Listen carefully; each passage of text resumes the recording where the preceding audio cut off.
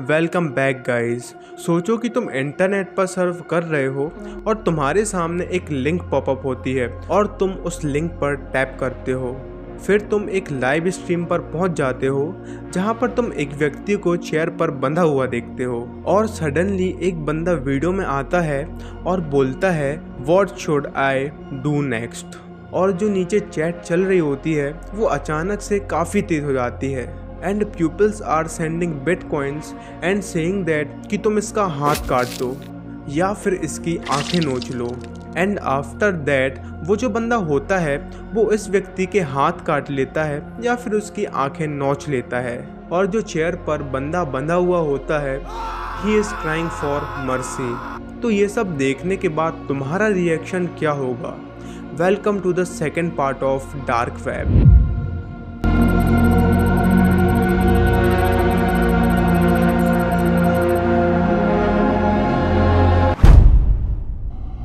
तो वीडियो के first part में हमने बात करी थी deep web and surface web के बारे में। जैसे कि सरफेस वेब इंटरनेट का 4 से 5% हिस्सा होता है और बाकी का डीप वेब होता है।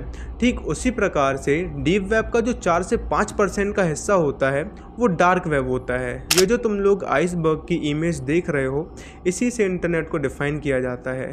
जो आइसबर्ग का सरफेस वाला हिस्सा होता है उसे सरफेस वेब कहते हैं और बाकी का जो नीचे वाला हिस्सा होता है उसे deep web and dark web कहा जाता है। और जितना तुम इंटरनेट को एक्सप्लोर करोगे तुम उतना ही इसमें डीप जाते जाओगे और सर्फ करते करते तुम एक प्लेस पर आओगे जिसे कहते हैं डार्क वेब। और यहाँ पर होती है human trafficking, child porn, secret experiments, life torture और ये लिस्ट ऐसे ही आगे बढ़ती जाती है।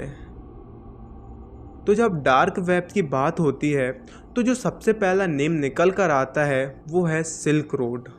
एक ऐसा ऑनलाइन ब्लैक मार्केट जहां पर drugs, illegal weapons, fake IDs, hack data सब कुछ मिलता था और वो भी बिना किसी ट्रेस के।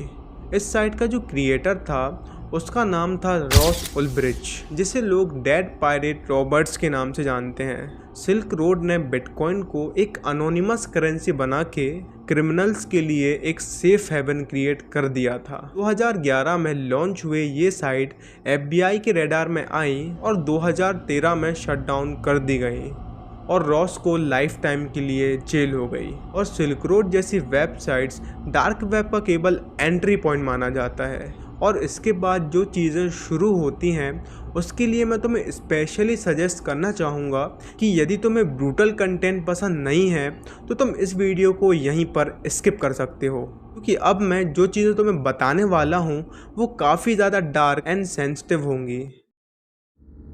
जैसे कि मैंने तुम्हें वीडियो के स्टार्टिंग में बताया था कि डार्क वेब में लोगों को लाइव टॉर्चर किया जाता है और इन वीडियोस को रेड रूम वीडियोस कहा जाता है।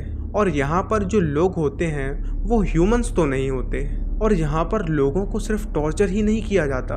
कुछ लोग ऐसे होते हैं जो काफ़ी ज़्यादा हैवी ड्रग्स का यूज़ करते हैं और उसके बाद स्क्रीम करते हैं और वो लोगों से पूछते हैं कि उनको अपनी बॉडी के साथ क्या करना चाहिए। फिर जो भी लोग सजेशन देते हैं वो वही करते हैं, जैसे कि अपनी उंगली को काटो, अपनी जॉ को पील करना है, वो भी विदाउट रिएक्शन। क्या तुम सोच सकते हो कि एक इंसान दूसरे इंसान पर बिना एनेस्थीसिया के सर्जरी करे सिर्फ रिएक्शन देखने के लिए और टेस्ट करने के लिए कि जो ह्यूमन बॉडी होती है वो कितना पेन बियर कर सकती है, लाइक एक इंसान को कितना तड़पाया जाए कि वो मर जाए। और कुछ समय पहले ह्यूमन एक्सपेरिमेंट से रिलेटेड एक केस सामने आया था जिसका नाम था द स्माइल स्टडी। ये एक ऐसा एक्सपेरिमेंट था जिसमें कि सब्जेक्ट्स को 30 दिन तक बिना सोए, बिना बोले और बिना रोशनी के रखा गया था और 20 दिन के बाद उनका जो चेहरा था वो एक अननेचुरल स्माइल देते हुए फ्रीज हो गया था। तो तुम लोग इल्यूमिनाटी के बारे में तो जानते ही होगे। इल्यूमिनाटी का मेंबर बनने के लिए हमें हमारी सोल को सेल करना पड़ता है। तो र्यूमर्स ये कहते हैं कि डार्क वेब पर वो सारे स्टेप्स मेंशन होते हैं जिससे तुम अपनी सोल को सेल करके नेम एंड फेम पा सकते हो। एंड इसके साथ साथ यहाँ पर चाइल्ड सेक्रीफाइस कैसे किया जाता है, ये सारी चीज़ें मेंशन होती हैं।